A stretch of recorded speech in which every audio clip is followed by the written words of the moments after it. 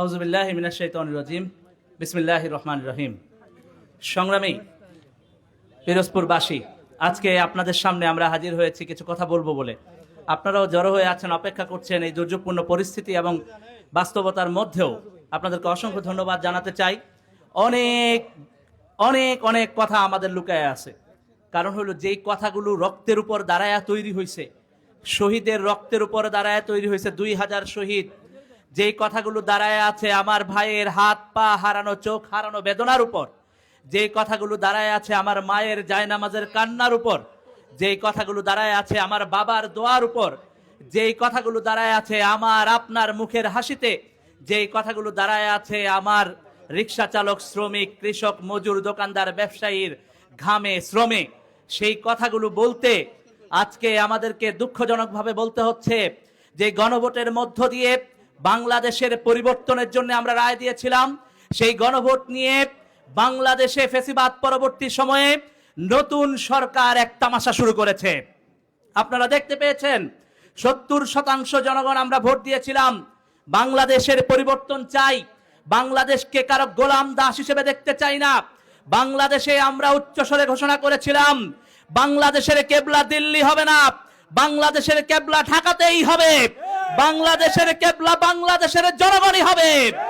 বাংলাদেশকে কারো দাসত্বের শিকলে বন্দী করে যারা এই দেশের উপরে জুলুমশাহী চাপিয়ে দিতে চায়, বাংলাদেশের জনগণ তাদেরকে দিল্লিতে পালিয়ে যেতে বাধ্য করেছে। সুতরাং এই কথা স্পষ্ট, বাংলাদেশের মাটি, বাংলাদেশের জনগণের সার্বভৌমত্বের প্রশ্নে, বাংলাদেশের মা মাটির অধিকার আদায়ের প্রশ্নে জাতীয় নাগরিক পার্টি নয়, শুধু বাংলাদেশের তরুণ আপামর মুক্তিকামী সাধারণ ছাত্র জনতা যারা জুলাই গণ অভ্যুত্থানে রাস্তায় নেমে এসেছিল, যারা স্পষ্ট স্বরে স্লোগান দিয়েছিল দিল্লি না ঢাকা, ঢাকা ঢাকা, তাদের আকাঙ্ক্ষা না বুঝতে পারলে পরে বাংলাদেশের রাষ্ট্র পরিচালনা করা সম্ভব হবে না। একথা স্পষ্ট এই সরকারকে বুঝতে হবে। জনগণ 70% গণভোটে হারায় দিয়েছে। আপনাদের তামাশা করবার জন্য, কৌতুক করবার জন্য নয়, বাংলাদেশকে পরিবর্তন করবার জন্য, বাংলাদেশ রাষ্ট্রকে বাংলাদেশের জনগণের হাতে তুলে দেবার জন্য, এমপি মন্ত্রীদের পেছনে দৌড়াবার জন্য আমরা গণ অভ্যুত্থান করি নাই। আমরা গণ অভ্যুত্থান করেছি এই বাংলাদেশ আমার আপনার সাধারণ মানুষের হবে, কোন এমপি মন্ত্রীর নয়। আপনারা যদি জনগণের সেবক হতে না পারেন, মাননীয় প্রধানমন্ত্রী, জনগণের প্রভু হইতে পারবেন না। জনগণের দাস হইতে পারলে পরে বাংলাদেশের জনগণ আপনাকে বারবার নির্বাচিত করবে। সুতরাং এ কথা স্পষ্টত বুঝুন, বাংলাদেশের জনগণের আকাঙ্ক্ষাকে বুঝতে হবে। আপনাদের কাছে জাতীয় নাগরিক পার্টি এই বার্তা নিয়ে এসেছে, আপনাদের সাথে নিয়ে, আপনাদের পাশে থেকে বাংলাদেশ রাষ্ট্রটা আমরা নির্মাণ করতে চাই। আমার আপনার, আমাদের যে লড়াই, আমাদের যে স্বপ্ন, আমাদের যে আকাঙ্ক্ষা, আমার যে জেনারেশন তরুণ ছাত্র জনতা ভাইয়েরা রক্ত দিয়েছে, এই তরুণ ছাত্র জনতা, এইখানে দেখতে পাচ্ছি সমস্ত ইয়াং জেনারেশনের লোকেরাই বেশি আছেন। আগামী 10 বছর পরে আমরা আরো শক্তিশালী হব। বাংলাদেশ রাষ্ট্র গঠন করা ছাড়া আমরা ঘরে ফিরবো না ইনশাআল্লাহ। এই ঘরে ফেরার অর্থ এটা মনে করবেন না যে আমরা রাজপথে লড়াই শুধু করেই যাব। আমরা বাংলাদেশ রাষ্ট্র নির্মাণের জন্য যার যেখানে অবদান রাখার সুযোগ আছে সেখানে অবদান রাখবো। প্রত্যেকটি জায়গায় আমরা পরিণত হয়ে উঠব। 10 বছরের মধ্যে আমরা আরো শক্তিশালী হয়ে উঠব।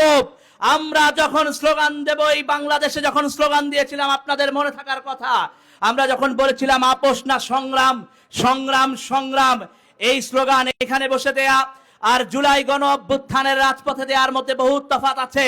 জুলাই গণ অভ্যুত্থানের রাজপথে মাথার উপরে হেলিকপ্টারের গুলি ছিল, সামনে পুলিশের র্যাবের গুলির নিশানা ছিল, আমাদের বুকগুলো ওই গুলির সামনে পাতা ছিল, তবুও কিন্তু ওই স্লোগান থেকে আমরা বিচ্যুত হই নাই।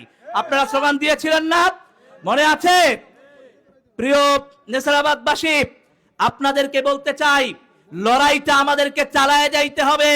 কারণ যে পরিবর্তন চেয়েছিলাম সে পরিবর্তন এখনো আসে নাই। যে বৈষম্যহীন বাংলাদেশের স্বপ্ন দেখেছিলাম সেই বাংলাদেশ এখনো নির্মাণ হয় নাই। সেই বাংলাদেশ নির্মাণ করা পর্যন্ত আপনারা থাকবেন তো ইনশাআল্লাহ? আছেন আপনারা? এই বাংলাদেশ আমাদের, এই বাংলাদেশ আমার আপনার তরুণ ছাত্র সাধারণ মুক্তিকামী জনতার। সুতরাং এই বাংলাদেশ নির্মাণই আমাদের স্বপ্ন আকাঙ্ক্ষা, এই বাংলাদেশ নির্মাণই আমাদের জায়নামাজ মসজিদ মন্দির, এই বাংলাদেশ নির্মাণই আমার দোকান, আমার বাড়িঘর, আমার সব জায়গায় আমার স্বপ্ন আকাঙ্ক্ষার মুক্তির সনদ। সুতরাং এই লড়াই আমরা লড়বই, আমাদেরকে লড়তে হবেই। আপনাদেরকে সাথে নিয়ে এই লড়াইটা লড়তে চাই। আপনারা সাথে থাকবেন, আমাদের পাশে থাকবেন, আমরা আপনাদের পাশে থাকবো। একসাথে এই বাংলাদেশ গড়বো। ইনকিলাব ইনকিলাব।